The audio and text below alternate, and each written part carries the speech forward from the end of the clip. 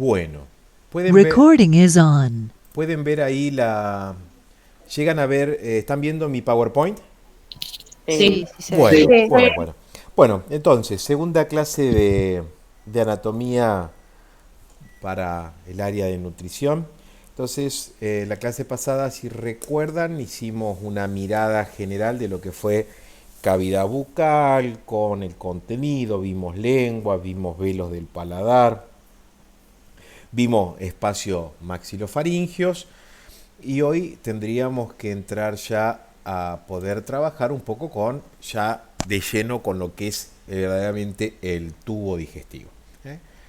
Entonces, cuando hablamos de tubo digestivo, hablamos de esófago, estómago, todo lo que es el intestino delgado. Cuando hablamos de intestino delgado, recuerden que lo vamos a dividir por un lado en lo que es el duodeno y por otro lado en lo que es el yeyuno ilion. Vamos a hablar de intestino grueso, o también conocido con el nombre de colon, con sus diferentes porciones, y el recto. Hoy vamos a centrar un poco la mirada en esófago y estómago y vamos a ver si podemos llegar a charlar algo de intestino. Bueno, la primera parte que vamos a charlar hoy es de esófago. El esófago es un órgano interesante de estudiar. eh, este, el esófago, vamos a ver que si uno tiene que pensarlo desde su característica como órgano, vamos a ver que es un órgano muscular que está tapizado por mucosa y que se encarga de unir, fíjense ustedes, se encarga de unir esta porción que estamos viendo. ¿Se acuerdan el otro día cuando charlábamos de lo que era faringe? Este tubo que vemos inmediatamente por detrás de las fosas nasales, esta estructura que podíamos ver acá por detrás de las fosas nasales, por detrás de la cavidad bucal y que contiene la laringe, decíamos que este tubo que estaba acá atrás era la faringe. Y esta faringe decíamos que era un órgano de comunicación, tanto del aparato respiratorio como del tubo digestivo, que comunicaba. En lo que es el aparato respiratorio comunica las fosas nasales con este tubo que está acá adelante, que es la laringe y luego la tráquea. ¿Ven?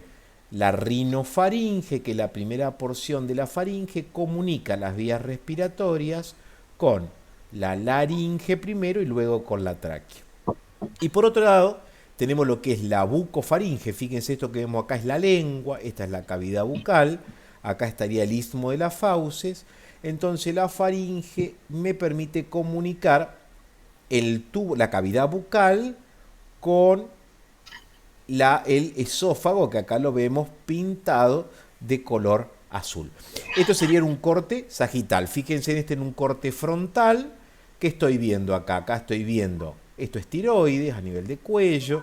Acá tengo esta estructura que está acá, que va a ser la tráquea. Acá está la laringe, la tráquea. Siempre el aparato respiratorio por delante del digestivo. Y acá puedo ver esta porción de lo que es el esófago torácico, el diafragma y el esófago abdominal. ¿De dónde se origina? ¿Dónde se origina? Decíamos entonces que el esófago es continuación de la faringe a nivel de la sexta o séptima vértebra cervical. Es decir, que el esófago comienza a nivel de la sexta o séptima cervical. Este va a tener distintas porciones. La primera porción que tenemos a nivel del cuello, que se llama porción cervical. Luego ingresa por este orificio, que es el orificio superior del tórax u opérculo torácico, ingresa al tórax, que es la porción más importante en cuanto a longitud. Tenemos lo que es el esófago torácico, hasta que llegamos a la altura de D10 o T10, donde encontramos el conducto esofágico, es decir, por donde el esófago atraviesa el diafragma para volverse en esta pequeñísima porción que vemos acá, que es el que denominamos esófago abdominal. Entonces, Si yo tengo que pensarlo, ¿dónde se origina? Se origina donde termina la faringe, a nivel de la sexta, séptima cervical. De allí tiene un recorrido en el cuello, que es el esófago cervical, luego atraviesa el orificio superior del tórax para transformarse en esófago torácico, que es la mayor porción del esófago, hasta llegar aproximadamente a la altura de D10, donde este se transforma en esófago abdominal, pasando a través del conducto esofágico, acompañado obviamente por los neumogástricos, ingresa a la cavidad abdominal, donde tiene un pequeño trayecto para desembocar luego en el cardias del estómago. ¿Cuánto mide el esófago? El esófago mide aproximadamente entre 25 y 30 centímetros. Es un órgano netamente muscular. Siempre vamos a ver que sus paredes están colapsadas. ¿Qué quiere decir esto?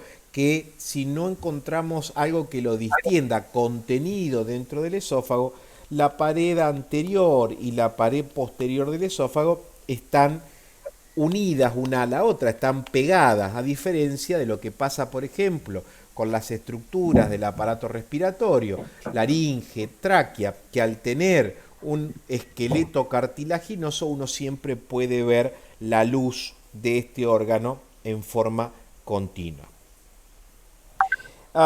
Entonces, dijimos que estas eran las distintas porciones que podíamos describir a nivel del esófago en su descripción. Vamos a ver que la mayor parte del esófago que vamos a describir, nosotros lo vamos a ver dentro de la cavidad torácica. Es la mayor parte del esófago, de esos 20 centímetros, la mayor parte la vamos a ver discurriendo dentro de lo que es el tórax, pero no está mal que recordemos por lo menos algunas cosas importantes que tienen que ver del esófago a nivel cervical. Yo no tengo una imagen del esófago a nivel cervical, por lo tanto voy a agregar acá un espacio en blanco y se los voy a mostrar, o vamos a hacer juntos un dibujo en el cual podamos hacer un corte, podamos hacer un corte y poder de alguna manera dibujar qué encontramos en esa porción del esófago. Denme un cachito y ya lo hacemos. Bueno, a ver, vamos a tratar de esquematizar. Esto siempre les digo que es un esquema. Vamos a tratar de esquematizar un corte a nivel del cuello. Vamos a hacer un corte axial, un corte transversal a nivel del cuello, más o menos a la altura de la sexta vértebra cervical. Dijimos que va a ser un corte de tipo axial de cuello. Y vamos a tratar de graficar qué podemos encontrar en ese corte. Bien, si yo miro, esto va a ser anterior, esto va a ser posterior, lo primero que vamos a encontrar es la imagen a esta altura ya de la tráquea. Siempre la tráquea decíamos que va a estar permeable. ¿Por qué va a estar permeable? Porque tiene un esqueleto cartilaginoso que hace que no se colapse, a diferencia del esófago. Por detrás, obviamente inmediatamente por detrás de la tráquea, nos vamos a encontrar con el esófago. Inmediatamente por detrás de la tráquea, aquí atrás, nos vamos a encontrar con el esófago.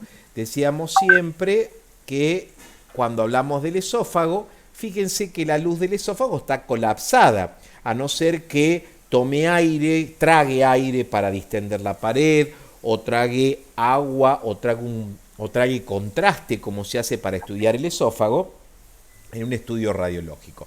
Entonces, fíjense ahí que ya puedo ver que por delante, a nivel cervical, el esófago se relaciona con la tráquea, uniendo el esófago a la tráquea, acá hay un tejido, un músculo, que es el músculo tráqueo-esofágico. Indirectamente, por delante, apaguen los micrófonos, chicos, así no tengo semejante ruido alrededor, ¿puede ser? Indirectamente, hacia los lados y por delante de la tráquea, aquí, vamos a encontrar una glándula que ustedes conocen ya, que corresponde a lo que es la glándula tiroides. Podemos ver, chicos, los micrófonos, por favor. Podemos ver los dos lóbulos tiroideos, el lóbulo tiroideo derecho, el izquierdo, el istmo que une ambos lóbulos tiroideos. ¿Estamos de acuerdo? Por detrás, siempre estamos hablando de la porción cervical del esófago. Por detrás nos vamos a encontrar, obviamente, la relación. Acá tendríamos la correspondiente vértebra cervical. Damos el corte de la vértebra cervical correspondiente.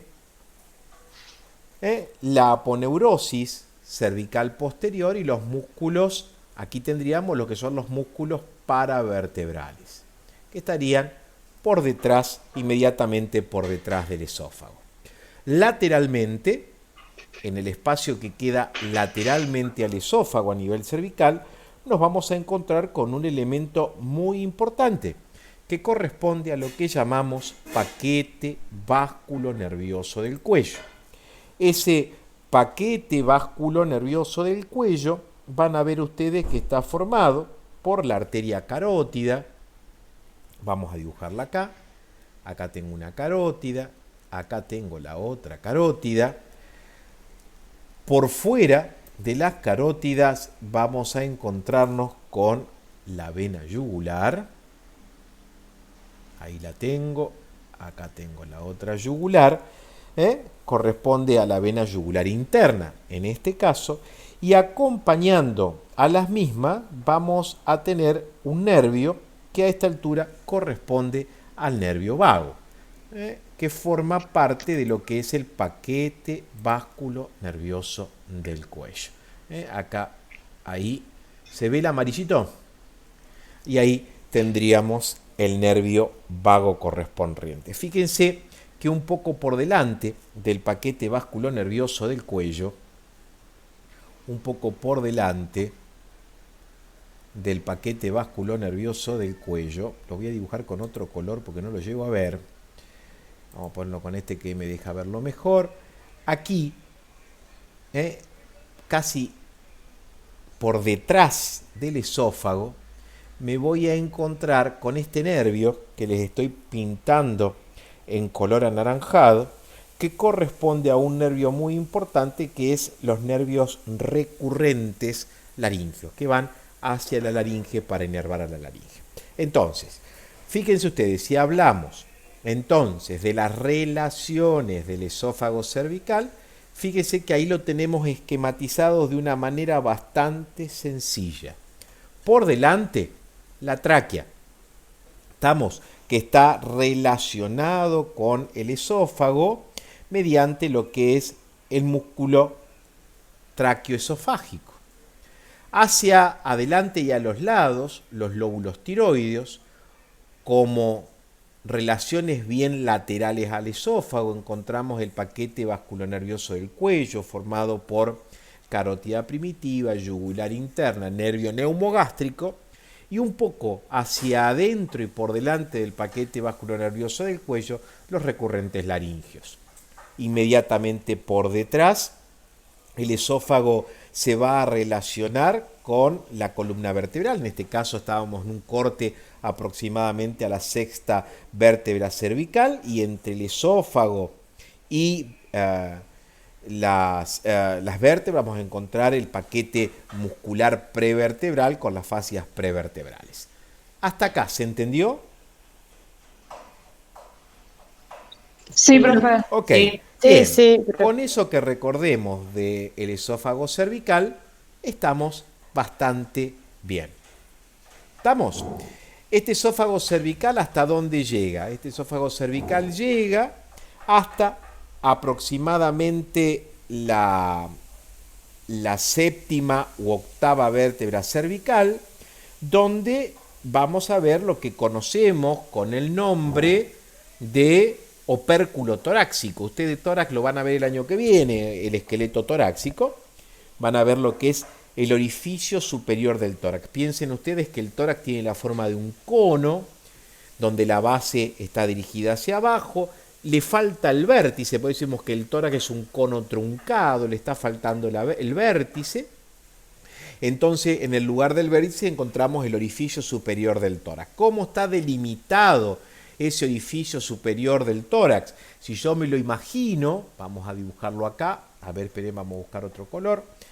Si yo me quiero imaginar un poco ese orificio superior del tórax y lo dibujamos acá, hacia atrás voy a tener la vértebra cervical correspondiente, y entre la séptima cervical y la primera dorsal voy a tener la primera costilla hacia los lados y hacia adelante el manubrio esternal.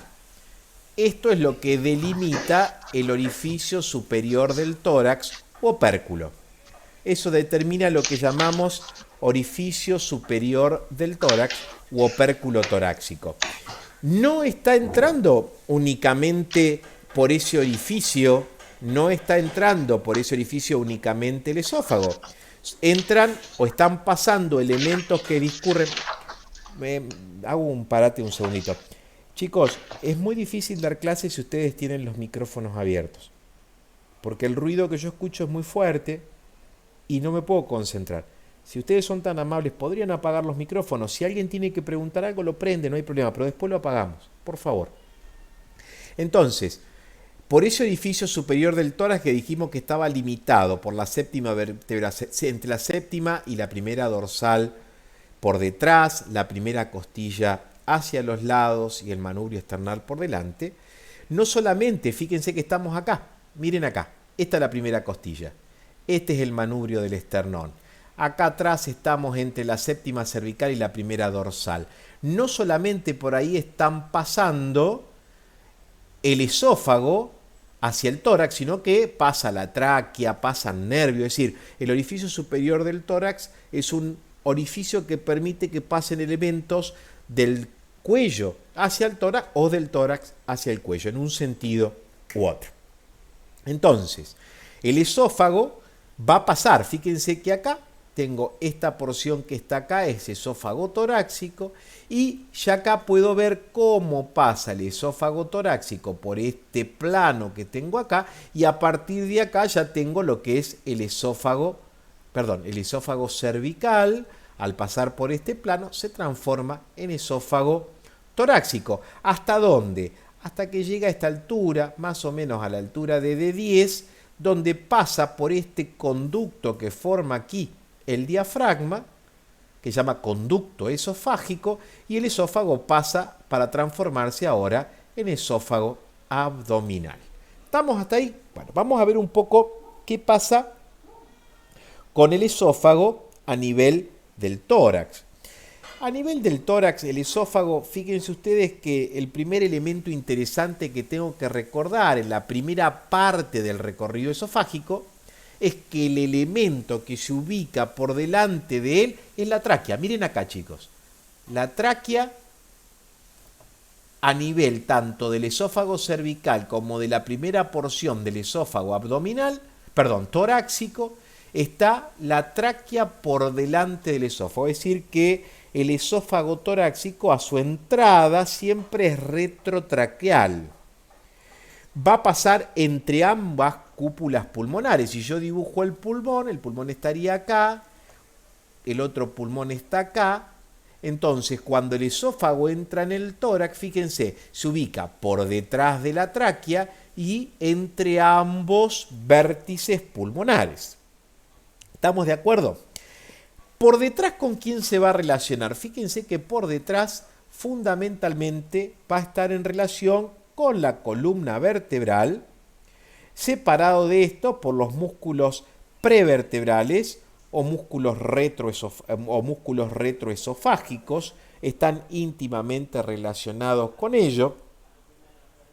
Y vamos a ver que también en algún punto va a tomar relaciones con algunos vasos, fundamentalmente algunos vasos venosos. Hasta acá, más o menos, ¿me siguen? Sí. Bueno, Perfecto. a ver, vamos a mirar este corte que tengo acá.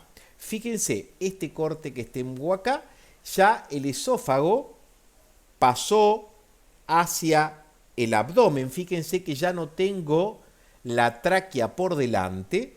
Fíjense que hasta acá tengo la tráquea. Estamos más o menos a esta altura donde el esófago estaba en relación con la tráquea hasta D5.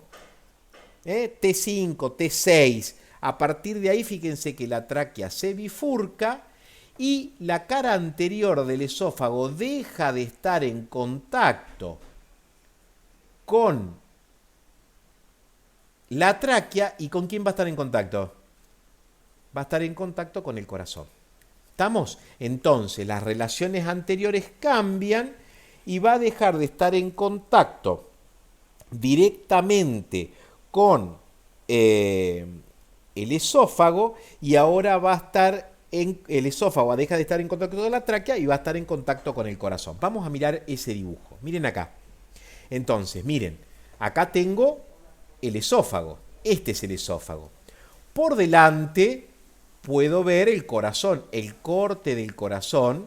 Acá puedo ver los grandes vasos. Fíjense que la aorta acá se ubica primero por delante y luego por detrás.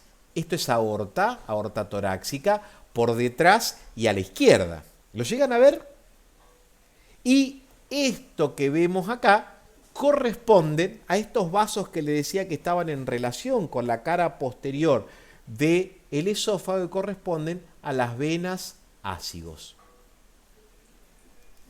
El corazón va a entrar en contacto fundamentalmente, el esófago se va a relacionar con la aurícula derecha del corazón. ¿Estamos?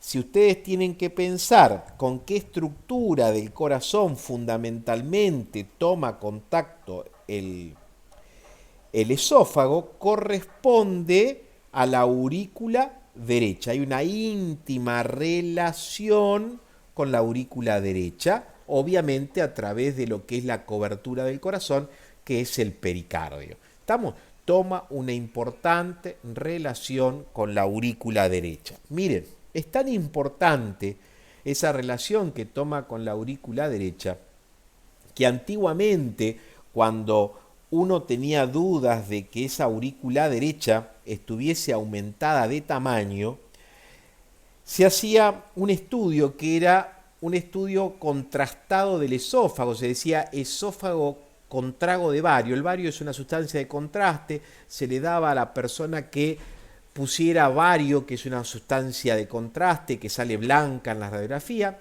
Entonces el paciente tragaba y cuando tragaba se sacaba una serie de radiografías.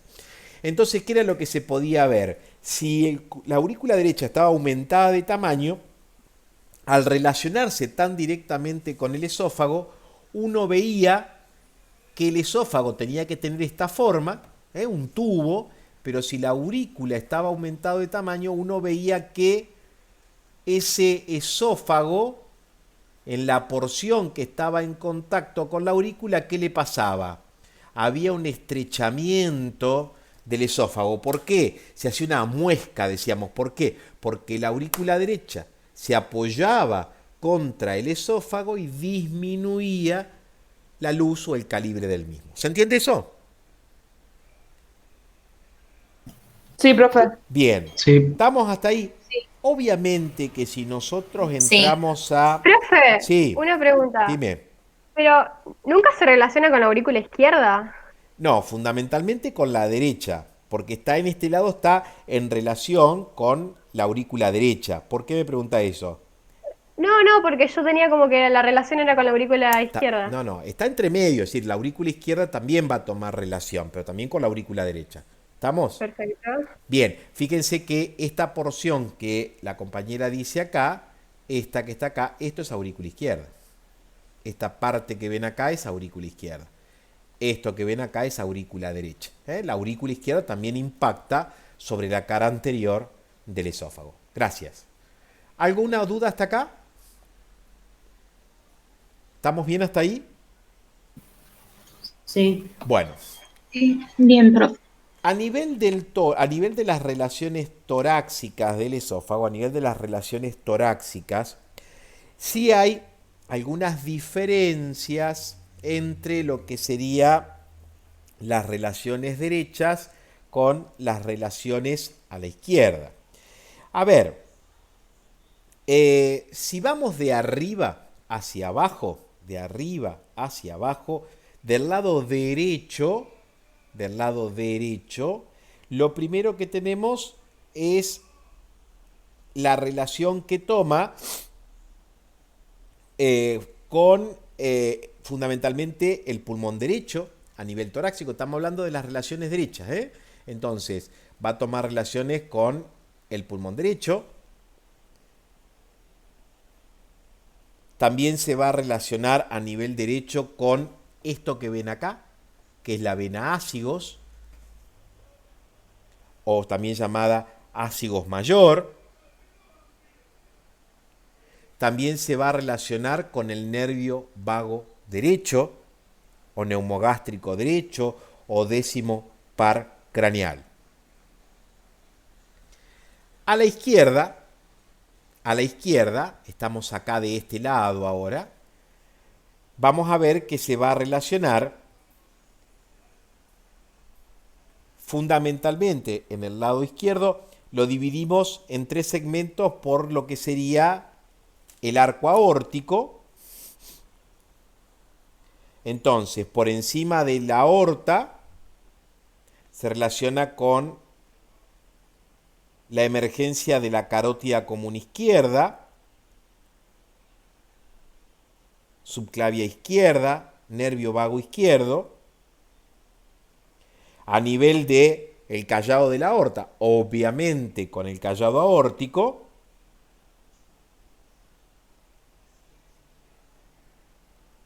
y por debajo del arco de la aorta, pleura y pulmón izquierdo. Ya estamos ahí en la base del diafragma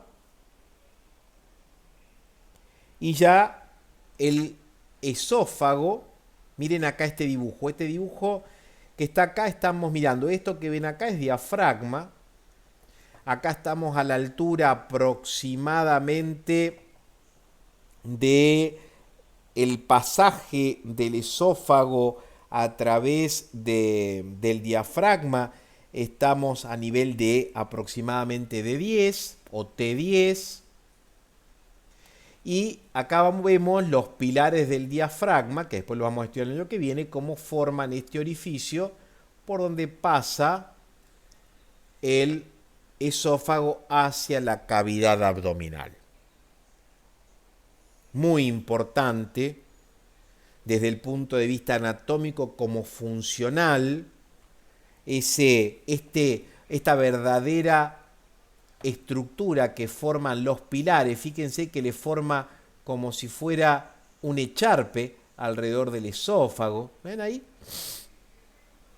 Como el pilar rodea, o la crura diafragmática rodea al esófago. Van a ver que eso tiene una importancia desde el punto de vista funcional. Y obviamente el esófago atraviesa ese conducto esofágico y ahora se transforma en esófago abdominal.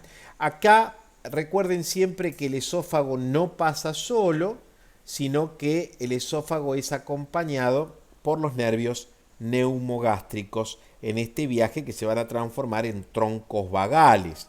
En troncovagales.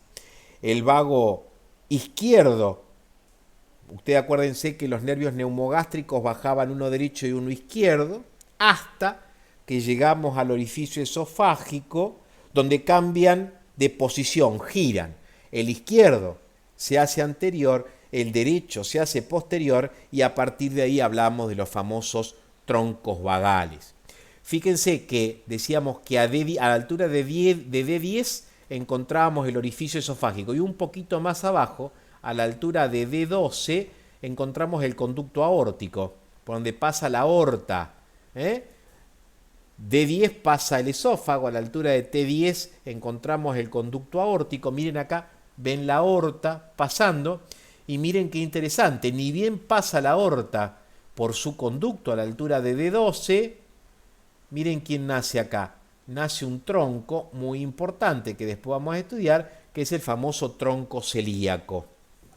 Cuando vemos de irrigación del estómago, vamos a hacer mucha referencia a este tronco, que es el tronco celíaco. Y si queremos recordar algo más interesante, miren acá a la altura de D8, encontramos otro orificio en el diafragma, que este es el orificio de la vena cava inferior.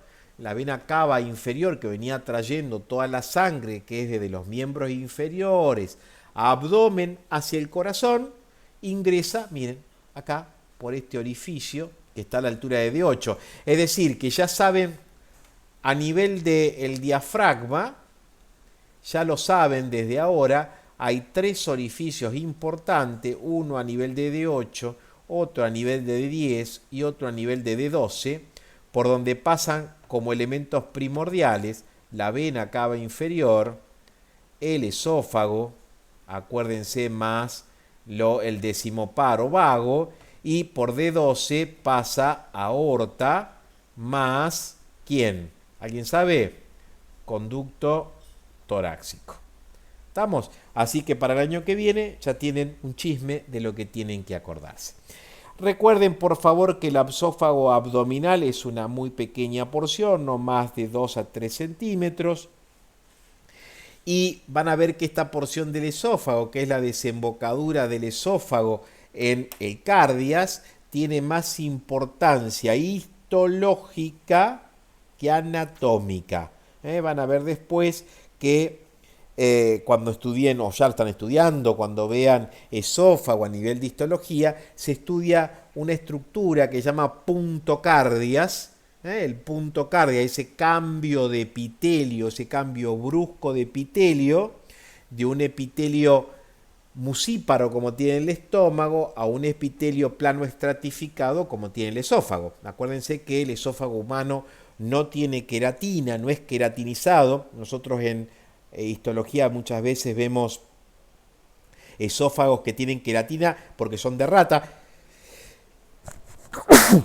Perdón. Entonces vemos esófagos que vemos que en el epitelio esofágico hay queratina, pero acuérdense que los preparados son de esófago de rata. Entonces la rata come viruta de madera, come elementos duros, por lo tanto tiene queratina. No así el esófago humano, obviamente que tiene un epitelio plano estratificado, a diferencia del epitelio del estómago. Eso se llama punto cardia. Ese cambio de epitelio brusco se llama punto cardia. Es muy importante. ¿Por qué? Porque el epitelio del estómago tiene ese epitelio musíparo, es decir, produce moco que lo protege de la acción del ácido clorhídrico del estómago. Ya después van a estudiar más adelante que ese cambio, puede haber cambios de epitelio, lo que se llama metaplasia, que después lo van a ver en algunas patologías como el reflujo gastroesofágico crónico, que lo van a estudiar cuando vean gastro o en clínica ustedes en algún momento. Muchachos, ¿hasta acá se entendió? Profe, Dime. una sola pregunta. ¿Cuál Sí. era la longitud aproximada del esófago abdominal? No tiene más de 2-3 centímetros, es muy cortito, es muy chiquitito. Listo, gracias. ¿Estamos? ¿Alguien quiere preguntar algo más o seguimos? Profesor, Dime. el tronco celíaco que se dice es el plexo solar. No, el tronco celíaco es una rama, es la aorta abdominal, cuando pasa de tórax a abdomen, las primeras arterias que da como ramas colaterales, mira, son estas que están acá, ¿las ves? Que te las marco acá con este punto negro ahí, y ahí Sí. son las esofágicas inferiores. Después de las esofágicas viene el tronco celíaco. El tronco celíaco está formado por 3 arterias, la hepática, la esplénica y la coronaria estomáquica. Serían 3 ramas arteriales. El tronco celíaco es una rama arterial de la aorta, nace de la cara anterior de la aorta. Y esta que está por debajo del tronco celíaco es la mesentérica superior. Son ramas de la aorta, que van a irrigar distintas estructuras del abdomen. ¿Sí? ¿Ahora? Bien, muchas gracias. Ok. ¿Alguien quiere preguntar algo? ¿No? Bien. Para que tengan una idea, ya después lo van a volver a estudiar. ¿Sí? Una pregunta, Dime. ¿vio la curvatura que genera la aorta torácica en el esófago? No ¿Qué llegué importancia no llegué a entenderte la primera parte.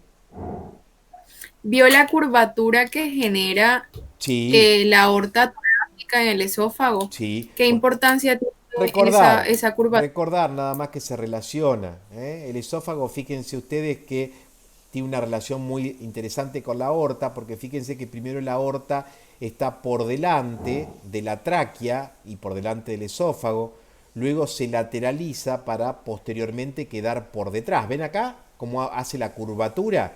Cómo queda por detrás. Antes de llegar acá a la porción abdominal, la aorta está bien por detrás del esófago. ¿Estamos? Pero fíjense que primero estuvo, cuando nace del corazón, está por delante, luego se ubica lateralmente, lateral izquierda y por último por detrás de la aorta. Eso es importante que lo recuerden, es interesante recordar. A mí me interesa más que nada que puedan recordar o puedan imaginarse dónde está cada cosa, ¿no? Claro. En cuanto a la irrigación, esto es interesante, en cuanto a la irrigación del esófago, cuando uno piensa en la irrigación del esófago, por favor, pensemos que hay tres porciones de irrigación, una porción cervical, una porción torácica y una porción abdominal de la irrigación del esófago.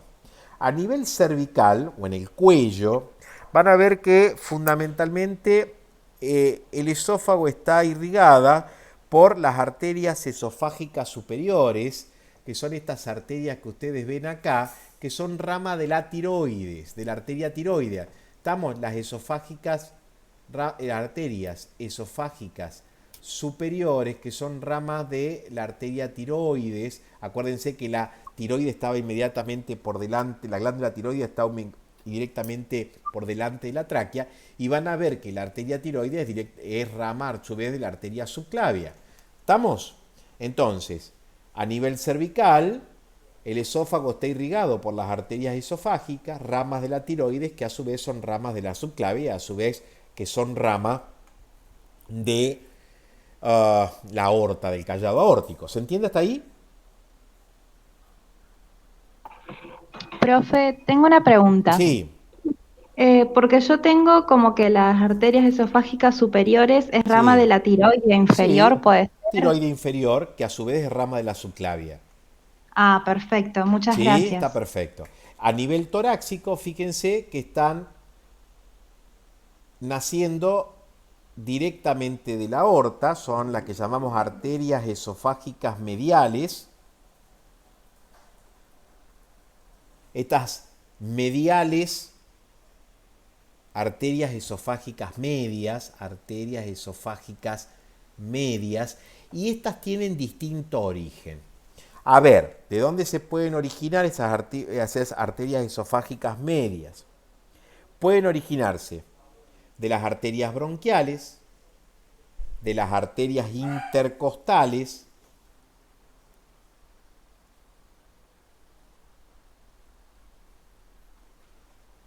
o directamente de la aorta. Lo importante es que recuerden que nacen de alguna manera de la aorta, ya sea por ramas bronquiales, por ramas intercostales o propiamente de la aorta.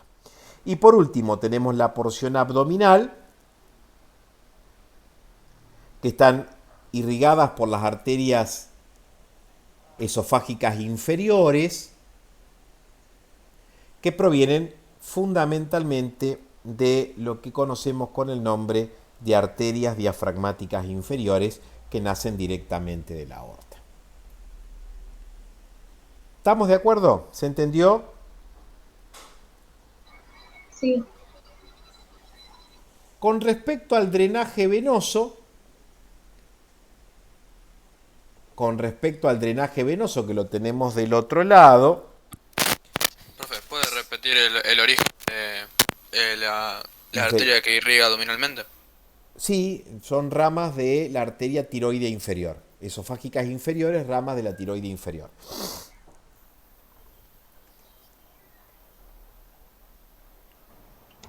¿No había dicho que era rama de la diafragmática inferior? Claro, es decir, lo que estoy diciendo es lo siguiente, que el esófago abdominal están irrigadas por las arterias esofágicas inferiores. Y esas arterias esofágicas inferiores son ramas de la diafragmática inferior, que a su vez son ramas de la aorta. ¿Sí? ¿Se entendió? Sí. ¿Sí? Ok.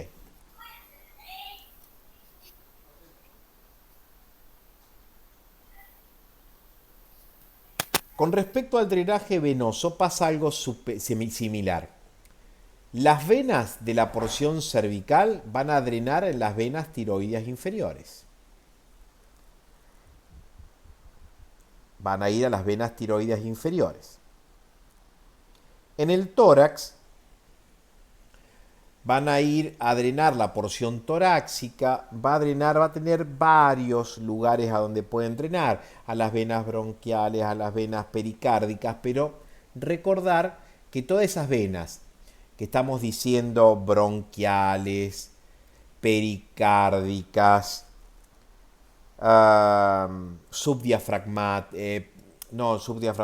diafragmáticas superiores, van todas a tributar a una gran vena, que es la vena ácigos, y de la vena ácigos es esta que va acá, y va a terminar, obviamente, drenando a la vena cava superior.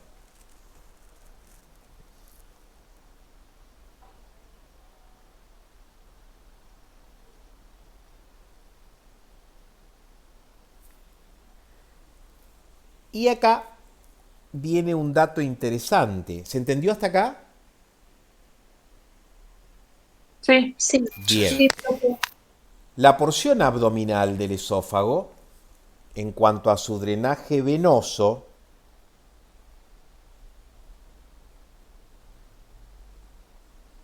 van a desembocar formando una anastomosis entre dos sistemas. El sistema porta y el sistema cava. Después vamos a charlar de eso. Es decir, la porción abdominal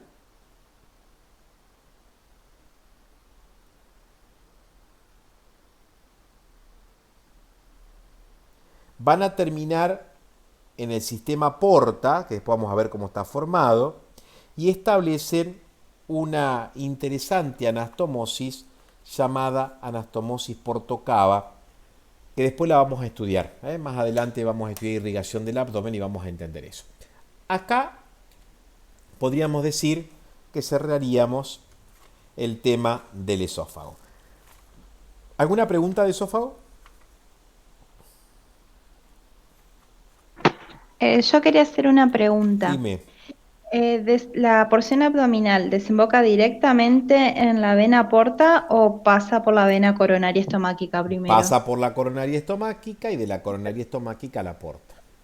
Ah, perfecto, gracias. No se compliquen tanto. Yo prefiero que sepan dónde tributan, sin saber todos los pasos intermedios, porque si no después no me acuerdo de nada. No hace falta que sean tan específicos. Es decir, bueno, a ver dónde va desembocando cada uno. ¿Hasta ahí vamos? Sí, profe. Bien. Vamos ahora a charlar un poquito de estómago. Ya acá la cosa se relaja un poquito.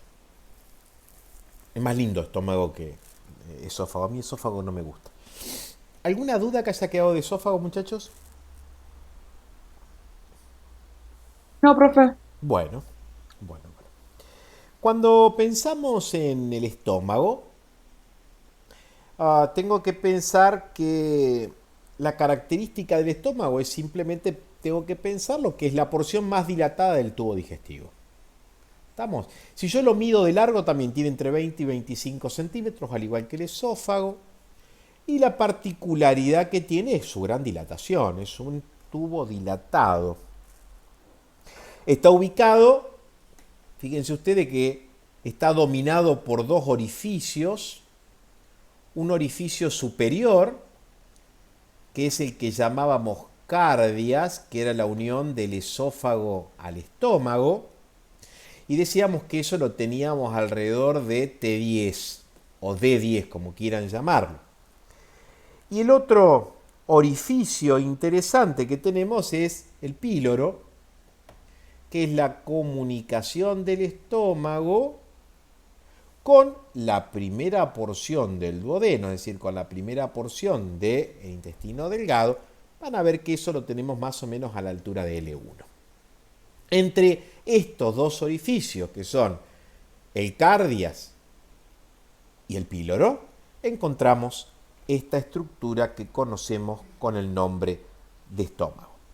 Yo no hablé con ustedes, después vamos a tratar de charlar un poquito de esto, pero van a ver que es posible que a ustedes le pregunten en algún momento dónde ubica los distintos órganos. Y hay distintas maneras de dividir a la cavidad abdominal. Esto es un valor más que anatómico semiológico, cuando uno tiene que poder describir qué pasa o cómo a través de la pared abdominal uno semiológicamente puede ubicar los distintos órganos que encuentro en la profundidad. Entonces, cuando hablamos de la división de la cavidad abdominal, que después la van a estudiar más adelante, pero es importante que algo ya empiecen a entender, la cavidad abdominal yo la voy a dibujar acá arriba. A ver si lo llegan a ver lo que estoy dibujando acá.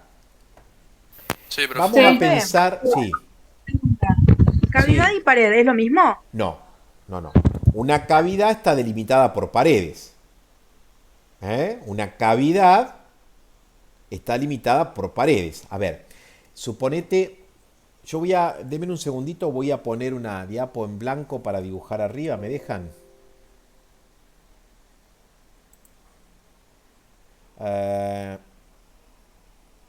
Esperen un cachito.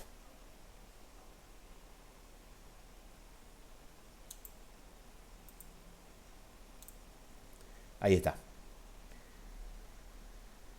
Aguanten,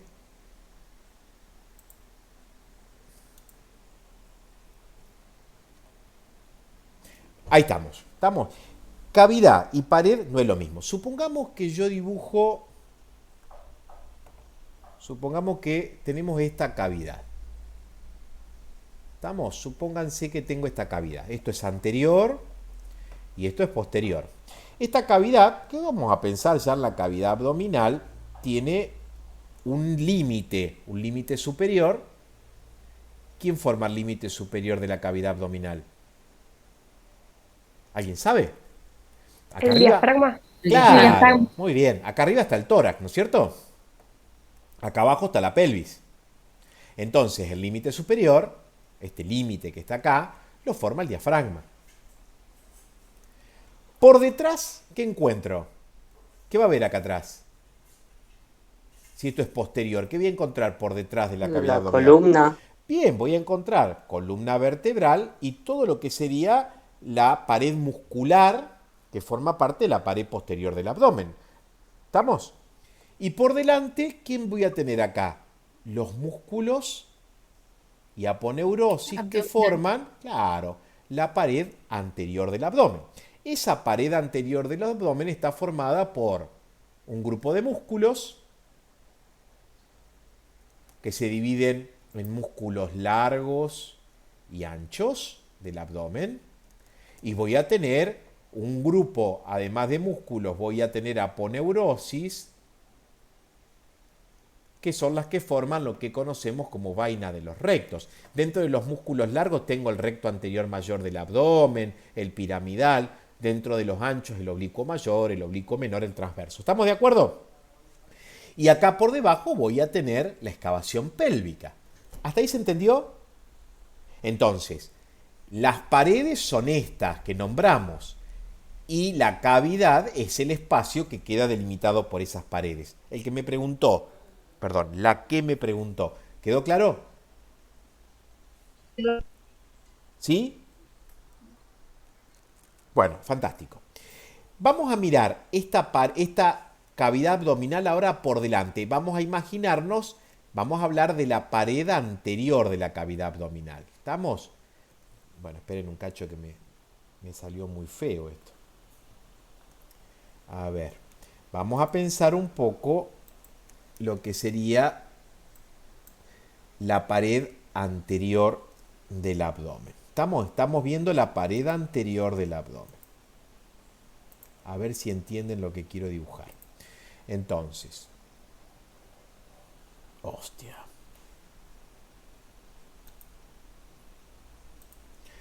Entonces estamos acá. Supónganse que acá viene la pared anterior del estómago, la pared anterior del abdomen. Acá tengo el ombligo, para que tenga fácil. Y acá supónganse que tengo el diafragma y acá tengo la excavación pélvica. Acá tendríamos una y otra cresta ilíaca. ¿Se entiende lo que dibujo? Hola. Sí. Sí, profe. Bueno, entonces, vamos a ver cómo dividimos la cavidad abdominal. La cavidad abdominal está dividida por una serie de líneas. Van a haber dos líneas que son verticales, que son estas líneas que yo voy a tratar de dibujar lo más derecho que me salga. Ustedes sabrán perdonarme. Estas líneas corresponden a la que llamamos líneas hemiclaviculares. ¿De dónde vienen esas líneas? Son las líneas que pasan por la mitad de la clavícula. ¿Estamos de acuerdo? Y dos líneas horizontales, una que pasa a nivel de las cúpulas diafragmáticas y otras que pasan a nivel de las crestas ilíacas. Entonces, fíjense que tengo 1, 2, 3, 4, 5, 6, 7, 8 y 9 espacios. ¿Los ven? Sí. Bueno, esos espacios son lo que corresponde a la división superficial de la cavidad abdominal. ¿Lo habían visto eso alguna vez? Sí. Sí, ¿Dónde lo habían visto? ¿Pero ya habían cursado? sí, yo ya cursé. Caco. Bueno, hasta acá vamos bien. ¿Vamos bien hasta acá? El espacio que llamo 5, este que está acá, miren quién tiene el ombligo. ¿Cómo se llama este espacio? ¿Alguien sabe? Mesogastrio. Mediogastrio o región umbilical. Estamos el mediogastrio o región umbilical. Lateralmente, ¿qué encuentro? Los flancos. Flanco derecho, flanco izquierdo. Este que está por acá abajo, ¿cómo se llama? Hipogastrio. Este es el epigastrio. Esta se llama fosa ilíaca derecha, fosa ilíaca izquierda. Y acá tengo los hipocondrios. Hipocondrio derecho, hipocondrio izquierdo. ¿Estamos? También se puede llamar, como dijo la compañera, esto mesogastrio. Está correcto. Región umbilical, mesogastrio, mediogastrio, está perfecto. ¿Se entendió? Bien, entonces, Sí, profe. esto me permite de alguna manera hacer una cuadrícula, dividir la cavidad abdominal y cuando estudio cada órgano decir dónde está ubicado. Van a ver entonces que el estómago está ubicado fundamentalmente en epigastrio y en hipocondrio izquierdo. La mayor parte del estómago está acá. Epigastrio e hipocondrio izquierdo. ¿Sí? Epigastrio e hipocondrio izquierdo. ¿Se entiende? El hígado, van a ver ustedes que se ubica fundamentalmente hipocondrio derecho, epigastrio. ¿Se entiende eso? ¿Para qué sirve? Es decir, me permite de alguna manera ubicar en la superficie de la cavidad abdominal donde encuentro los distintos órganos. ¿Hasta acá se entendió? Profe, ¿puede Dime. repetir Sí, profe. dónde se encuentra el estómago, en cuáles espacios Ahora lo voy a decir. El estómago, fundamentalmente, ¿qué ocupa? El epigastrio e hipocondrio izquierdo. Inmediatamente por debajo del hemidiafragma izquierdo.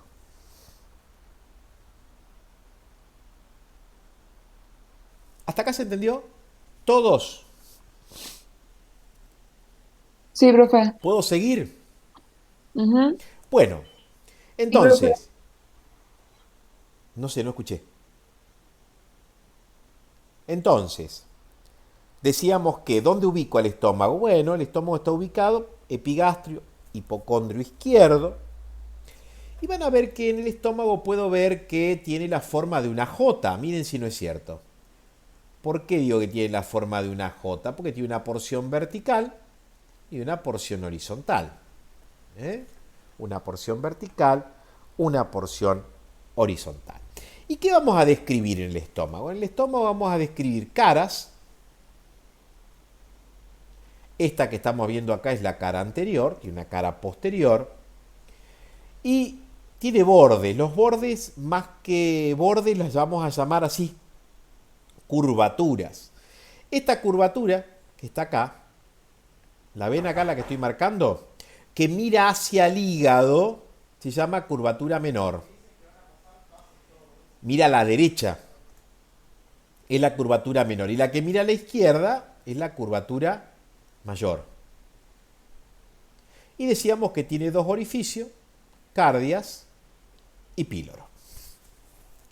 Bueno, ahora, si yo quiero decir en dónde se ubica el estómago profundamente en la cavidad abdominal, no sobre la pared, ocupa lo que se llama la celda subfrénica izquierda. A ver, entonces, si yo quiero decir dónde ubicamos el estómago, en la división superficial de la cavidad abdominal está ubicado epigastrio e hipocondrio izquierdo.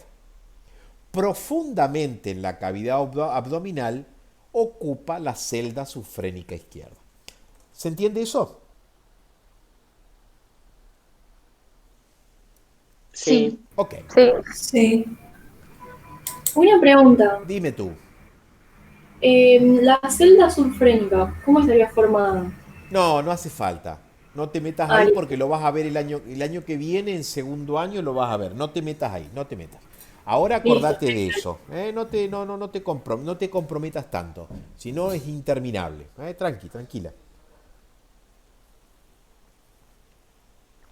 Ya vas a tener tiempo. Bien. Pasamos esto.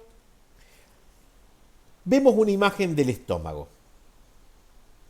Vamos a ver que al estómago, decíamos que tiene una porción, si yo lo dibujo acá grandote, tiene una porción vertical y una porción horizontal. Miren, a ver, esto de hablar de esta forma de J es en una persona que tiene un hábito constitucional longilíneo. ¿Saben lo que significa eso?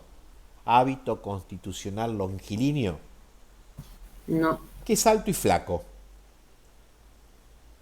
Si fuera lo contrario, es decir, petizo y gordito, tiene un hábito constitucional pícnico. Donde el estómago, al estar más horizontalizado, no tiene tanta forma de J, está más horizontal, no tiene tanta forma de J. Entonces, si es alto y flaco, tiene esta forma de J. Entonces podemos ver que hay una porción más que nada vertical, y esa porción vertical, ¿qué podemos describir o qué vamos a encontrar o qué porciones vamos a encontrar? Vamos a encontrar fundamentalmente el orificio, que llamábamos cardia, esta porción que está acá, que es el fundus gástrico, que está cerrado por arriba con lo que llamamos tuberosidad mayor del estómago. Esta parte de acá, que es la parte del fundus, esa curvatura es la que llamamos tuberosidad mayor. Esta, que es la mayor parte, forma parte de lo que es el cuerpo gástrico,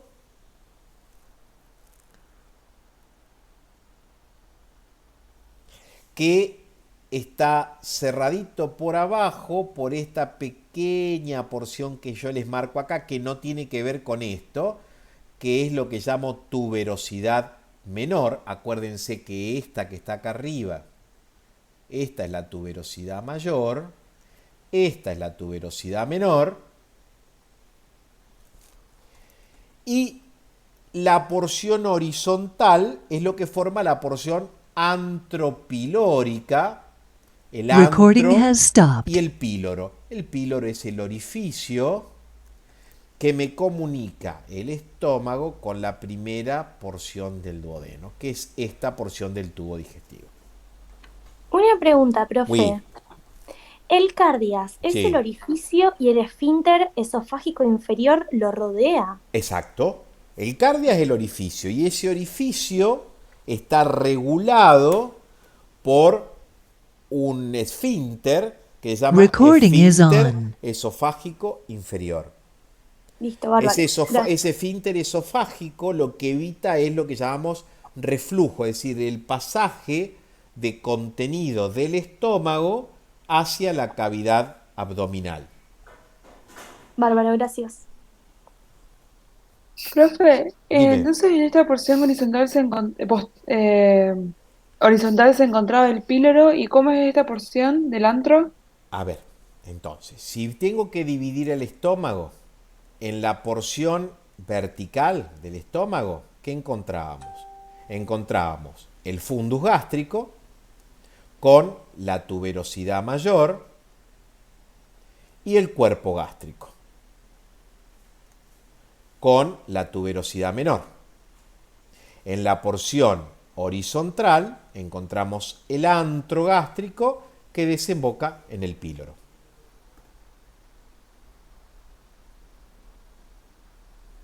¿Más o menos hasta ahí vamos? Sí. Bueno, bien.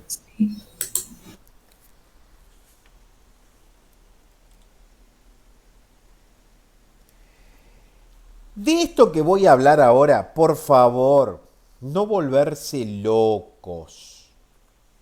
No volverse locos. Porque no tiene demasiado sentido. ¿Qué vamos a describir del estómago? Si ustedes miran acá, van a ver que decíamos que en el estómago podíamos describirle caras. Una cara anterior, una cara posterior, dos curvaturas o bordes, la curvatura menor, que es la que mira a la derecha, la curvatura mayor que mira hacia la izquierda. Entonces, esta cara anterior, la vamos a dividir en dos porciones. Una porción que se llama subtorácica y una porción que se llama abdominal. ¿Por qué hablamos de una porción subtorácica? Porque es la porción del estómago que queda cubierto por el reborde costal. Hay una porción torácica donde la tuberosidad mayor del estómago queda metida o cubierta por el reborde costal. Miren acá, si ustedes miran en este dibujo, yo les voy a pintar dos o tres cosas para que lo recuerden porque es muy interesante. Yo voy a pintar en rojo el diafragma está aquí.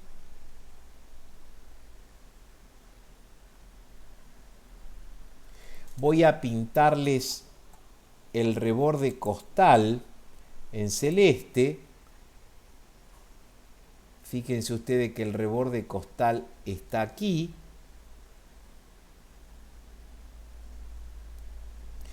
y les voy a sombrear esta parte del estómago, que es la porción del estómago que está por debajo, es la porción del estómago que decimos subtorácica. ¿Por qué? Fíjense cómo el reborde costal lo cubre. ¿Qué porción me queda solamente cubierto por pared abdominal que yo puedo tocar? Porque no tengo costilla. Esta pequeña porción acá que corresponde a la zona antropilórica. ¿Se entiende eso? Esta porción de estómago que le vamos a poner el número 1 es la que llamamos subtorácica.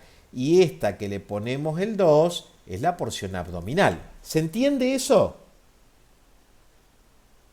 Sí, profe. Perfecto, perfecto. Sí, profe. Esa Sí, porción, profe. esa porción que llamamos porción que está en relación con el diafragma, por favor recordar que es la porción que está inmediatamente, es el fondo gástrico, es esta porción, chicos, que pinto acá, esta que es el fundus gástrico, está directamente en contacto con el hemidiafragma izquierdo. Miren cómo será de importante, les voy a complicar un poco la vida, que cuando uno hace una placa de tórax de frente, uno sabe cuál es la derecha y la izquierda, porque por debajo del hemidiafragma izquierda en la radiografía se ve una mancha negra. ¿Y qué es esa mancha negra? Lo que llamamos cámara gástrica, aire que hay en el estómago. Entonces uno ve una mancha negra por debajo del diafragma y dice, ah, mira, ahí se ve la cámara gástrica, por lo tanto es el lado izquierdo de la placa. Miren qué importante, en íntima relación con el hemidiafragma izquierdo. ¿Estamos? Y también tenemos una porción, que es la porción abdominal, que es esta porción que tenemos acá, que queda directamente, que corresponde a la parte inferior del cuerpo del estómago, y es la porción que se relaciona directamente con la pared anterior del estómago. Fundamentalmente, ¿con quién se va a relacionar? Con los músculos de la pared abdominal.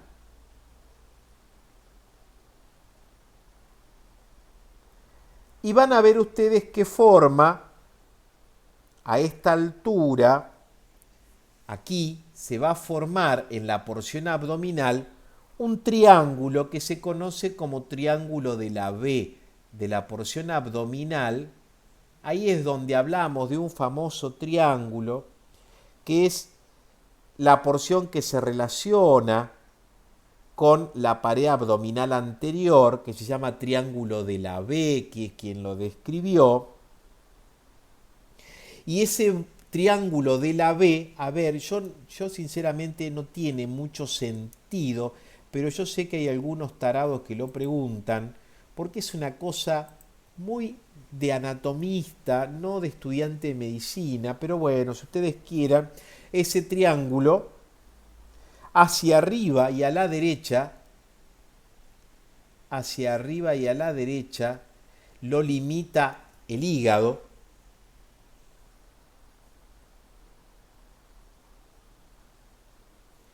Hacia abajo y a la izquierda, el reborde costal inferior izquierdo.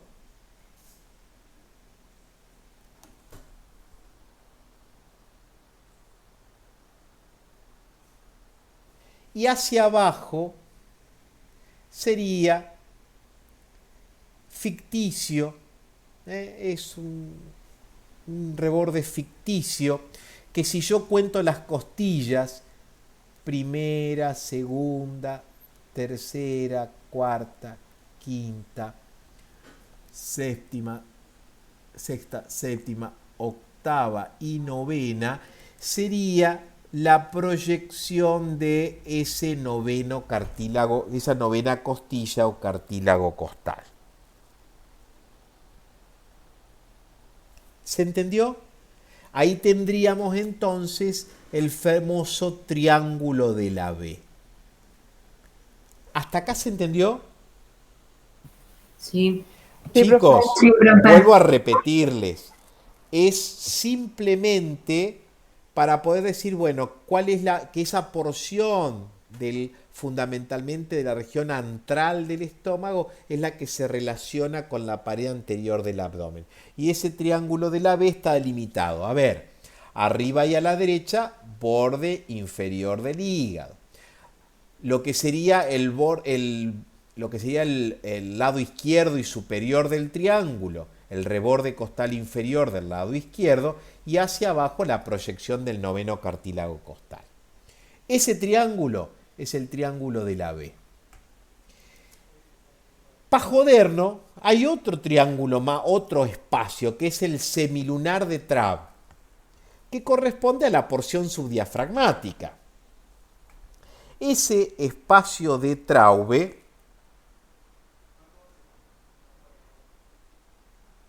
es un espacio que tiene que ver fundamentalmente con lo semiológico y no con lo anatómico, que es cuando uno percute la pared anterior del tórax y el abdomen.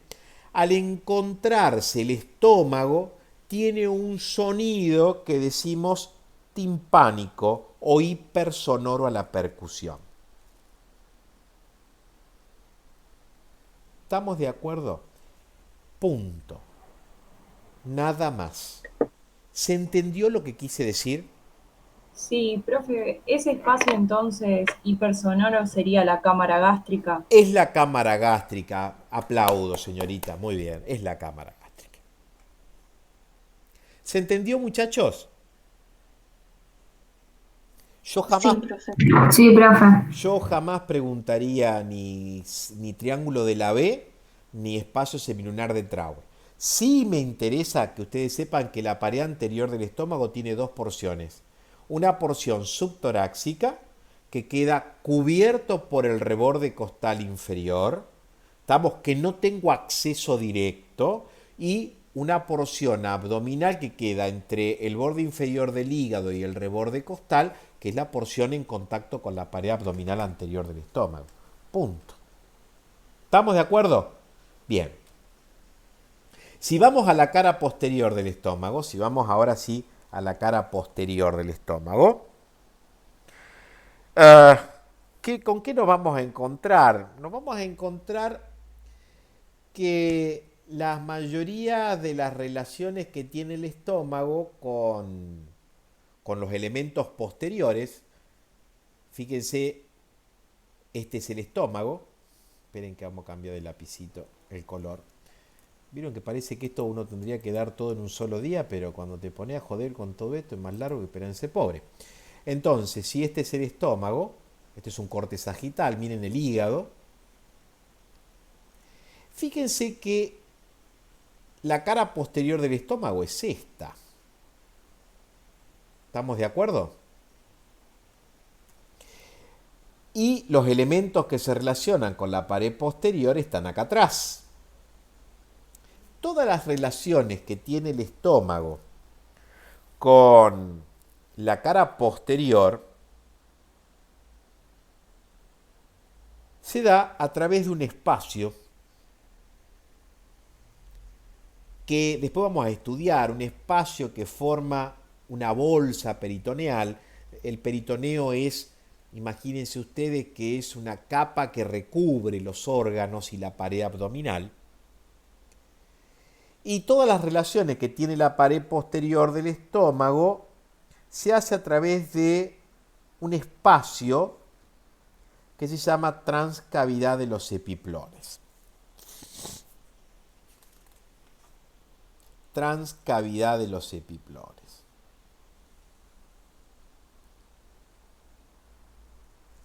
Y a través... Profe, Sí. todavía no hubo un seminario sobre el peritoneo y no me queda claro qué es un epiplón. Bien. A ver, vamos, aguántenme un cachito.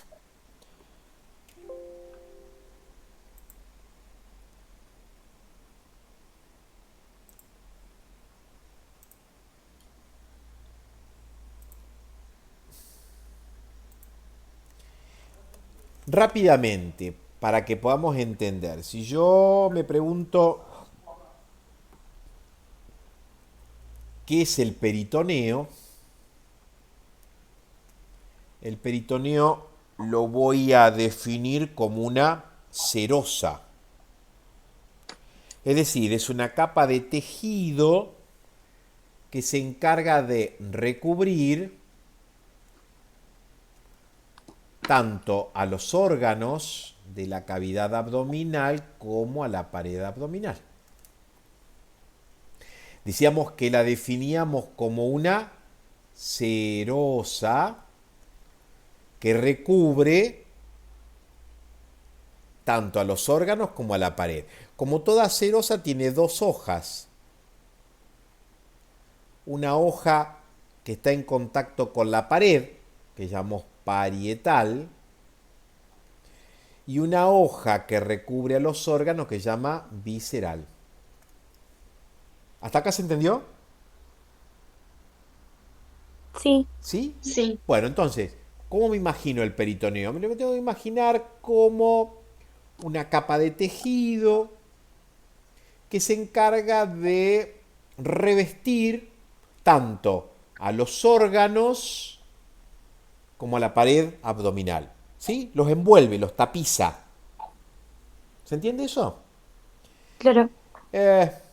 Si uno quisiera imaginarlo, y por favor, dije imaginar, supónganse que esa es la cavidad abdominal, acá está el diafragma, acá tengo la pelvis, acá vendrían las crestas ilíacas, y meto un globo y lo inflo. Ese globo que yo estoy metiendo acá a la cavidad abdominal y lo inflé, se adapta a la superficie, ¿no es cierto? A la superficie de la cavidad abdominal, se pega a la superficie. Bueno, esta hoja, este globo que se pegó a la pared abdominal, forma lo que es el peritoneo parietal. ¿Qué está cubriendo? Todas las paredes. La pared anterior, la pared posterior, la pared lateral del abdomen. ¿Se entiende hasta ahí? Sí.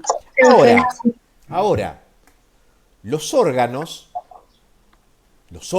del abdomen se apoyan en este globo y empujan hacia adentro. ¿Estamos? Y el órgano queda acá. Es decir, que ahora esta hoja ya no reviste solamente a la pared, sino que reviste al órgano. Esta porción de acá se llama peritoneo visceral. ¿Estamos de Profe. acuerdo? Sí, dale. Tengo que el peritoneo tapiza los órganos, pero no los contiene en su Muy interior. bien. ¿Está bien eso? Claro que sí. ¿Por qué estoy diciendo eso? Mirá el ejemplo del globo. Inflo el globo. ¿Cómo es tu nombre? ¿Quién es la que me habló? Ya. ¿Cómo? No te escuché. Lucía. Lucía, inflamos el globo. Yo no soy bueno dibujando, chicos. En eso me van a perdonar. Ahí tengo el globo inflado, ¿no es cierto? Sí. Vos me decías que el peritoneo, ¿qué hacía? Tapiza los órganos. Tapiza, pero ¿qué no hace? No los contiene. No contiene. Porque para contener a los órganos, ¿dónde tendría que estar el órgano? Metido acá adentro. ¿Sí? Entonces, imagínense conmigo, tienen un globo en la mano. Y ahora apoyan el dedo en el globo y empujan. ¿Qué hace el globo? Tapiza. Se estira Claro. y tapiza el dedo. Pero ¿está dentro del globo o está tapizado por el globo? Está tapizado. Claro. Entonces el peritoneo lo que hace el peritoneo es tapizar al órgano. La pucha, che. Tapiza al órgano. A ver, vamos a dibujar eso. Entonces venía acá, el órgano se mete para adentro, lo tapiza y vuelve. ¿Ven? Pero fue la pared la que acompañó al órgano. Entonces, mayoritariamente el peritoneo tapiza a los órganos. Pero ¿saben qué? Hay dos órganos que son intraperitoneales verdaderos. ¿Alguien sabe cuáles son? Uno es el ovario, Muy bien. El, los pabellón ovarios y el pabellón de la trompa y el ovario son intraperitoneales, están acá adentro. ¿Por qué? Porque perforan al peritoneo y se meten a la cavidad peritoneal. Son los únicos órganos intraperitoneales verdaderos. Muchachos, ¿me escucharon? El ovario sí. y el pabellón de la trompa son los únicos intraperitoneales verdaderos. Los otros órganos se llaman peritonizados. ¿Estamos de acuerdo hasta ahí? ¿Todo el mundo me entendió eso? Sí, profe. Sí, Ok. sí, sabes que nunca había entendido peritoneo y con esta analogía del globito, como que todo. ¿Está más claro? Bueno, me Sí, alegro muchas mucho. gracias. No, gracias a usted por aguantarme. Entonces, Profe, dime. ¿puedes repetir cuáles son los dos órganos peritoneales? Intraperitoneales verdaderos, por favor. Intraperi- Pabellón de la trompa y ovario.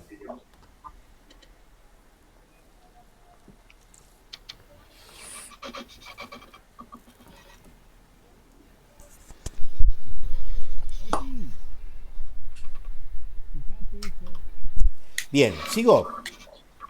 Sí, siga. Entonces, entendimos acá una cosa que es órganos peritonizados de órganos intraperitoneales verdaderos. ¿Quedó claro, no? Ahora, en el peritoneo vamos a encontrar una serie de estructuras que se llaman dependencias del peritoneo. Y dentro de eso que llamamos dependencia vamos a tener lo que se llama epiplón, meso, ligamento,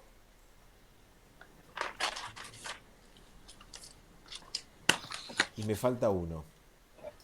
Epiplón, meso, no, está bien, epiplón, meso y ligamento. Ay, Disculpe, me falta, profe, ¿aumento qué sería? perdón, me falta la fascia. ¿Cómo, hija?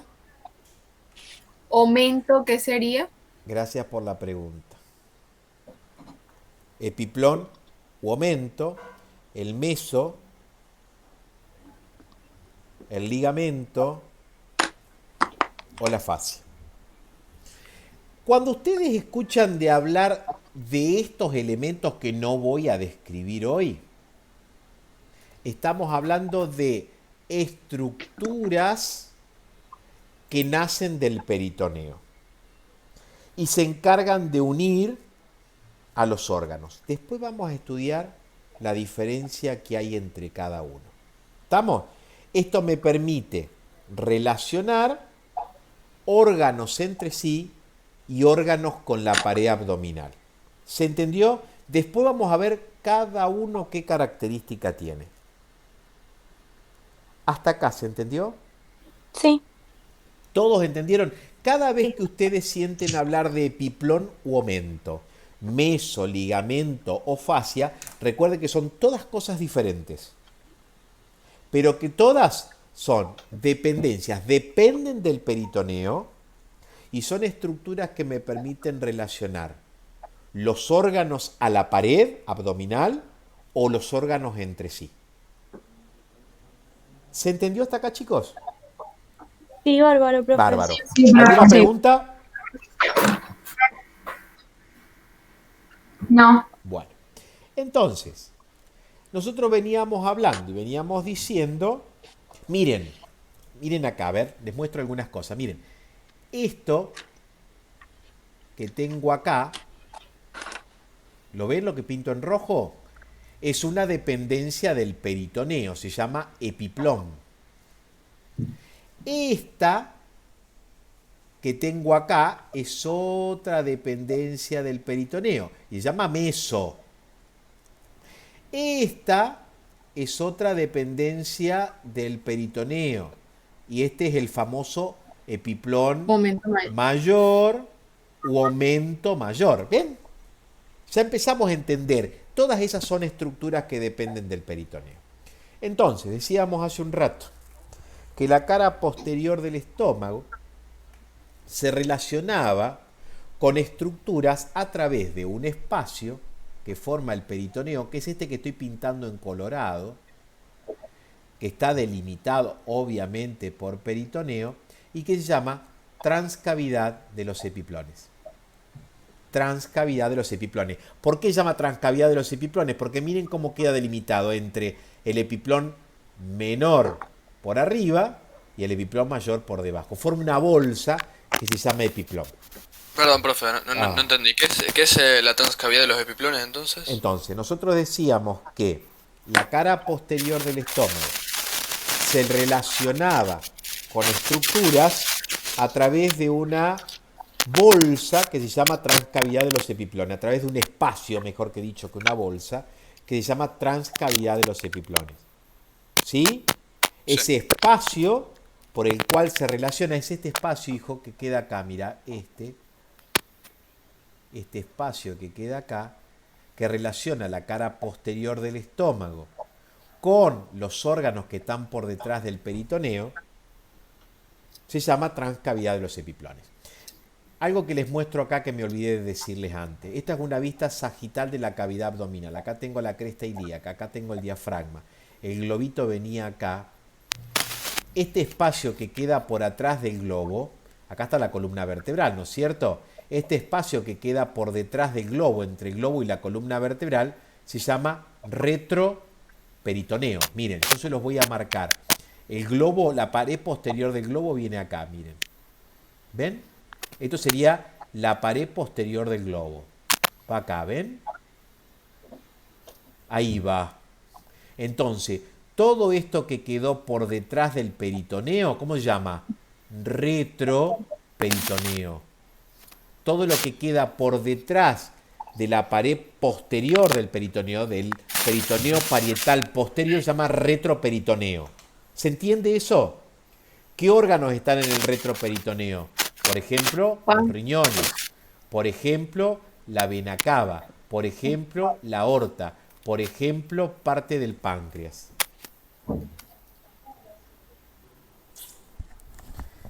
Es complicado, ¿no? Bueno, entonces, la cara posterior del estómago, ¿con quién se va a relacionar? Se va a relacionar fundamentalmente con parte de cuerpo y cola del páncreas, se va a relacionar con el riñón izquierdo, se va a relacionar con la aorta y la vena cava. Con el colon transverso, ¿no? Con el colon transverso no, porque mira, hija, el colon transverso queda por debajo del estómago. El colon transverso está acá. El colon transverso viene acá. Acá estaría todo lo que es colon transverso y acá vendría el descendente. Entonces, todo lo que es curvatura mayor y fondo y tuberosidad menor del estómago se relaciona con el colon transverso. El colon lo tenés acá, mirá. Esto es colon. Bien. O sea, se relaciona con el mesocolon transverso. Está en relación, el mesocolon transverso está por debajo. ¿Estamos? Y el mesocolon y colon transverso. Profe, Sí, ¿y si se relaciona con los riñones, también con las suprarrenales? claro, por supuesto. Glándulas suprarrenales, arterias renales, sí, por supuesto. Profe, yo tengo una pregunta. Dale. ¿Cómo definiríamos al delantal de los epiplones? El aumento mayor es...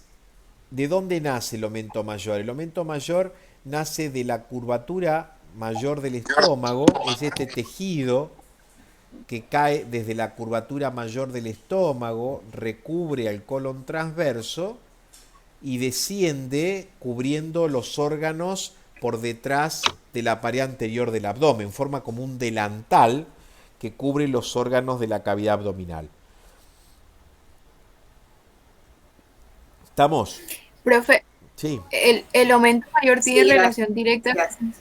No te asas escucho. intestinales, O pero su- ese delantal que forma retorna hacia arriba, Sí, sí, pero yo no claro. sé si también cubre la parte posterior de las asas intestinales La o parte solamente... no, cubre por delante, no las por detrás. Cubre por delante las Ah, asas ok. intestinales. Imagínate, ¿por qué se llama delantal? Porque es como cuando vos te pones un delantal para cocinar. Te cubre de la pared un poco por debajo del reborde costal hacia abajo, cae hacia abajo. ¿Eh? Te está cubriendo lo que sería toda la parte anterior de la cavidad abdominal. Claro, pero en la bibliografía, Sí, si mal no recuerdo, dice que cuando llega a la parte inferior, ese aumento mayor retorna hacia arriba. claro. ¿Y Porque dónde termina? acá, mirá, acá viene, esto sería la hoja, acá viene, desciende y vuelve a subir y termina en el propio colon transverso. Ahí va la hoja, ¿ves? Ah, claro. ¿Sí? ¿Se entendió? Sí, perfecto, Buenísimo. gracias. Bueno. Bueno, ya me perdí. A ver, ¿qué tengo más para adelante? Miren ahí, ¿qué hicimos? Mirá acá, esto es aumento mayor. ¿eh? Ahí tenemos el aumento mayor. Ahí vemos el colon transverso. Y por detrás podemos ver el páncreas. ¿Ven? Esta flecha que está acá, yo no quiero decir tantas cosas. Está marcando el ingreso, la puerta de entrada hacia este espacio que es la transcavidad de los epiplones, que se llama, ¿cómo se llama esa puerta? Hiato de Winslow. Esa apertura que permite la entrada, sería como la puerta. A ver, si yo me imagino la transcavidad de los epiplones tiene esta forma, ¿sí? ¿Ven? Acá está la abertura y este sería la transcavidad. Esta puerta de entrada que está acá es esta puerta que yo marco de acá y se llama hiato. Hiato es un agujero. Hiato de Winslow, que es la entrada a la transcavidad de los epiplones. Bueno, basta. Basta de ya. La curvatura mayor, ¿con quién se relaciona? Esta es la curvatura mayor. Se relaciona con el vaso, o splenium, y van a ver que el vaso se une al splenium porque, ¿cómo se llama esto? Por un epiplón que se llama gastroesplénico. Entonces, fíjense que hablamos de distintos epiplones. Miren, la curvatura mayor se relaciona con el vaso a través del epiplón gastroesplénico y se relaciona con el colon transverso a través del epiplón mayor o gastrocólico. Este se llama gastrocólico. Entonces, ¿qué era un epiplón? ¿Qué dijimos que era un epiplón? Una dependencia. Muy bien, ¿una dependencia de quién? Del Peritoneo. Y los epiplones son puentes entre órganos. ¿Ven? El epiplón mayor, el epiplón gastroesplénico, ¿qué me une? El estómago al vaso. El epiplón mayor o gastrocólico, ¿qué me une? La curvatura mayor del estómago, ¿con quién? Con el colon transverso. Miren acá, curvatura menor. Este epiplón se llama epiplón menor, o también llamado epiplón gastrohepático. ¿Qué me une? Me une el estómago, la curvatura menor del estómago, hacia el hígado. Entonces, los epiplones son una dependencia del peritoneo que une órganos o forma puentes entre dos órganos adyacentes. Ya sé lo que es un epiplón. Profe, una pregunta. Dime. El ligamento hepatogástrico Pero eso es otra es cosa. algo... Eso es otra cosa. Claro. Si yo, una cosa es un epiplón. Ya dijimos, ¿cuáles eran las dependencias del peritoneo? Epiplón, meso, fascia, ligamento. Esto es un epiplón. Los ligamentos, ¿qué hacen los ligamentos? Este es un ligamento. Este ligamento que está acá se llama ligamento frenogástrico. Sostienen. ¿Por qué? ¿Qué hace un ligamento? Un ligamento une un órgano a la pared. Por eso no nos apuremos. Ya vamos a hablar de cada cosa. Profe, ¿me puede ¿Qué? repetir el nombre del epiplón que une al estómago, la curvatura mayor con el colon? ¿Transverso? Se llama epiplón. El nombre de este epiplón es epiplón mayor o gastrocólico. Profe, Sí, el epiplón gastrocólico, ¿tiene que ver algo con el reflejo de los lactantes? no. No tiene, hay un reflejo que se llama gastrocólico, que es el que los chicos les pasa cuando toman la mamadera y ensucian el pañal. Yo conozco algunos adultos que también lo tienen, toman cerveza y después se cagan, pero es otra cosa.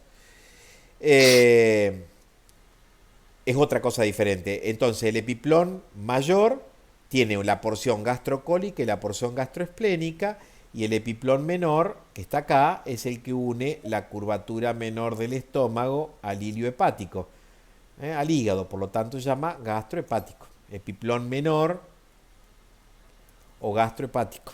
Epiplón mayor, que tiene dos porciones, el gastrocólico y el gastroesplénico. Profe, Ujú. ¿Te escucho? bueno, pregunto yo. Sí, está bien. No escuché nada. Hay que saber qué hay entre las hojas de los epiplones. Ya después lo vamos a ver, no te preocupes, sí, hay que saber. Pero no ahora. Yo te quería preguntar, profe, si lo que diferenciaría a la fascia del epiplón es que la fascia no llevaría elementos vasculonerviosos importantes. Yo te pido que no te apures, porque sí, después vamos a ver qué diferencia hay. Quedémonos con este concepto, que el epiplón forma un puente entre dos órganos, que el ligamento lo que está haciendo es unir la pared al órgano. Después vamos a ver, cuando veamos peritoneo, vamos a entrar en detalle. Acordémonos de cosas básicas. Después la complejizamos, ¿les parece? No está mal lo que estás diciendo. Yo quiero que te quedes tranquila en eso. Está bien. Pero hay gente que todavía no vio nada, y si yo lo complejizo tanto, se van a querer No, sí, está bien. suicidar. No está mal lo que estás diciendo. Quédate tranquila. Bueno, hasta acá nos entendimos, chicos. Bien, esta es una vista endoscópica del estómago. ¿Qué estamos viendo acá? Estamos viendo la mucosa gástrica, los pliegues de la mucosa gástrica. Esta es una vista endoscópica. Me meto con el endoscopio, que es una camarita, y me puedo meter a través de la cavidad bucal, istmo de la fauce, esófago, cardias, cavidad abdominal. Puedo ver los pliegues gástricos, la mucosa gástrica, rosada, brillosa, preciosa. Bueno, ¿cómo está irrigado el estómago? Acá hay siempre una cuestión de que a todos les agarra un poco la locura de cómo está irrigado el estómago. El estómago se encuentra irrigado por ramas de la aorta. Eso es innegable. Uy, qué tarde que es. Entonces, vamos a ver en general, y la clase que viene seguimos con este tema. Entonces, ¿cómo está formado el tronco celíaco? El tronco celíaco está acá. Este tronco que ustedes ven acá, el tronco celíaco está más o menos ubicada, está inmediatamente luego que la aorta atraviesa el conducto aórtico, por lo tanto estamos más o menos a la altura de T12, D1, y este tronco celíaco va a dar tres ramas, 1, 2, 3, una rama derecha que es la arteria hepática, una rama izquierda que es la arteria esplénica y una tercera rama que se llama coronaria estomáquica. ¿Estamos de acuerdo? El tronco celíaco, miren acá, a ver, voy a cambiar de color para que lo podamos marcar, que es lo que me interesa que recordemos hoy. Profe, Entonces, coronaria, ¿cuándo? estomáquica. Esto sería el tronco celíaco, el tronco común, y de ese tronco común nacen la arteria hepática a la derecha, la arteria esplénica y este ramito más finito que está acá, que es la coronaria estomáquica. Entonces, ¿qué me tengo que acordar? Que el estómago está irrigado por ramas del tronco celíaco. La arteria hepática, que es esta arteria que ustedes ven acá, fundamentalmente es la arteria que va a ir hacia el hígado y va a irrigar el hígado. Va a irrigar el hígado, pero va a dar una serie de ramas que se van a encargar de irrigar al estómago. En la irrigación del estómago van a ver que se forman dos circuitos. Un circuito de la curvatura menor y un circuito de la curvatura mayor del estómago.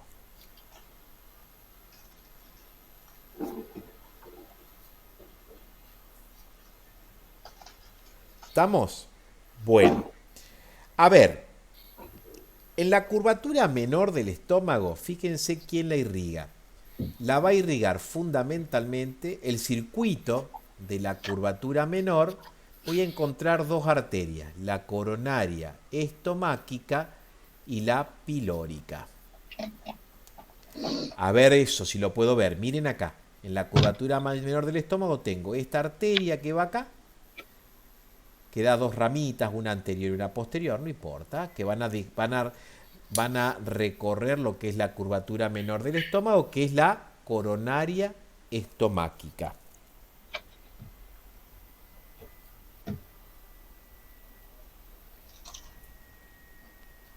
Y se va a anastomosar, es esta con la arteria pilórica, que es rama de quién? Es rama de la arteria hepática.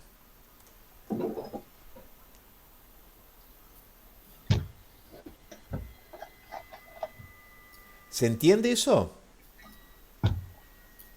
Entonces, en la irrigación del estómago hay dos circuitos. El de la curvatura menor, que está formado por el circuito que hace la coronaria estomáquica, rama de quién? Del tronco celíaco, que se une a la pilórica, que es rama de la hepática, que a su vez es rama del tronco celíaco. ¿Se entendió? Y profe, todos son ramos de la aorta. Ah, claro, y el tronco celíaco a su vez es rama de la aorta. La curvatura mayor Profe, ¿Qué? te quería preguntar si había otro nombre para llamar a eso. ¿A qué Porque cosa? yo lo anoté como... O sea, yo para la curvatura mayor lo había anotado como la arteria gastroepiploica Pero no izquierda. estamos hablando de curvatura menor, hijita. Ah, está. Gracias. Esta es curvatura menor, la chiquita, acá, la curvatura que mira al hígado. Entonces, curvatura menor, coronaria estomáquica, que es rama del tronco celíaco, que se une a la arteria pilórica, que es rama de la arteria hepática, que es rama del tronco celíaco. En la curvatura mayor del estómago tengo dos arterias, la gastroepiploica izquierda y la gastroepiploica derecha. La gastroepiploica izquierda es esta, mirá. Es esta que va acá, esta. ¿Qué es rama de quién? De la esplénica. La gastroepiploica izquierda es rama de la esplénica, que a su vez es rama del tronco celíaco. Y la gastroepiploica derecha es rama de la arteria hepática, que a su vez es rama del tronco celíaco.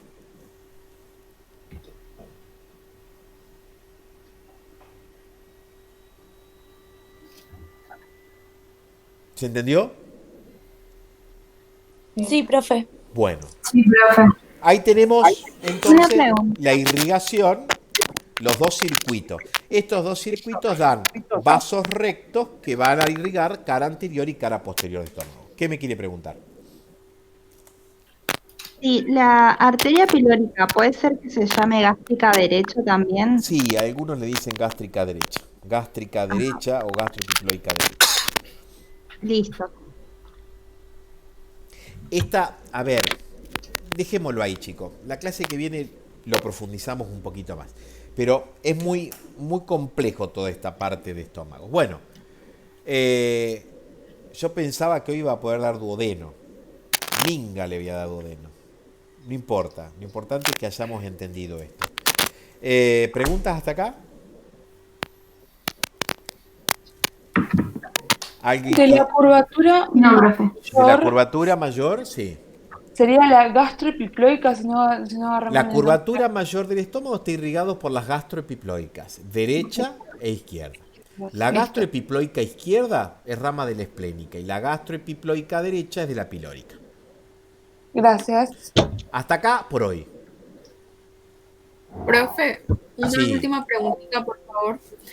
Yo, así me acabó el internet cuando estaba explicando irrigación de esófago y llegué a escuchar que la esofágica superior es rama de la tiroides, de No, la no. arteria tiroides. Que la porción ¿No? superior, no, que la porción superior del esófago está irrigada por distintas ramas que llamamos esofágicas superiores, que mayoritariamente nacen de la arteria tiroidea. Eso dije. ¿Está bien? Es lo mismo que vos ok. estás diciendo, entonces estamos correctos, estamos los dos en el mismo lugar. A ver, que hay alguien que me pregunta algo más por acá. Alguien, creo que iba a subir, chicos, apaguen el micrófono. Connie, ¿qué quiere preguntarme? ¿Estás, Connie, por ahí todavía? No sé quién es Connie. Escribí la pregunta, yo te la respondo. Dale, escribime. Me preguntaba si después lo podemos ver en algún otro lado. ¿Qué cosa? Ah, la clase. Miren, Sí. la semana que viene, cuando demos la próxima clase, cuando demos lo que estuvo, yo ya voy a tener disponible la clase para subírselas a un canal de YouTube o en algún lugar se los voy a cargar para que la puedan bajar la clase. La clase que viene, mis hijos están trabajando en eso, que es lo que son los que manejan un poco mejor que yo la internet, la computación. Y la clase que viene les digo dónde se los dejo. ¿Les parece? Profe, Dime. para saber cuándo es la clase que viene, La clase estar que- pendiente ahí, ¿cierto? ¿Cómo? Para saber cuándo es la clase que viene, La hay pro- que estar pendiente de No, la no, página de no. Impulso. No hace falta. Yo no, a ver, yo quiero que ustedes tengan en cuenta algo. Yo lo que, a ver, las clases yo las doy para todos los estudiantes de primero, segundo, los que estén por rendir nutrición. Los chicos de Impulso que tienen muy buena onda lo que hacen es publicitarla para que ustedes se enteren. Yo doy clases teóricas todos los viernes a las 7 de la tarde. Esta fue la excepción hoy a las 8 porque tuve una dificultad de trabajo. Pero generalmente mis clases son los viernes a las 7 de la tarde. Están todos invitados. Todo el que tenga Y- ganas de verlo puede venir cuando quiera. ¿Están con Lo ese que pasa es link? que hay una conexión. Y entonces, ¿cómo sé el link para ingresar a la clase? Siempre va a ser el mismo. Como entraste por el link que entraste hoy, si te lo copias, siempre va a ser el mismo. Nunca lo cambio, siempre es el mismo link. Con el mismo link que entraste hoy, vas a entrar siempre a las clases de los días viernes. ¿Está claro eso? ¿Lo tienen al Sí, link? profe, gracias. Siempre, ese que miren ahí, Adriana Galarza lo copió en Ariadna, perdón. Lo puso en el chat. Si abren el chat, ahí está copiado. Siempre es el mismo link. Vesalius Anatomista siempre va a ser el que usemos para las clases de los días viernes. Si hay un cambio de horario, yo aviso. Generalmente los chicos de Impulso son amables y avisan el horario del cambio. Ustedes verán en la página si tengo que cambiar algún horario alguna vez por algún problema. Los chicos de Impulso son los que me dan una mano para informar de este tema. ¿Estamos de acuerdo? ¿Alguna pregunta? ¿Algo que quieran preguntar? Esperen que voy a parar. Sí, profesor, disculpe una pregunta.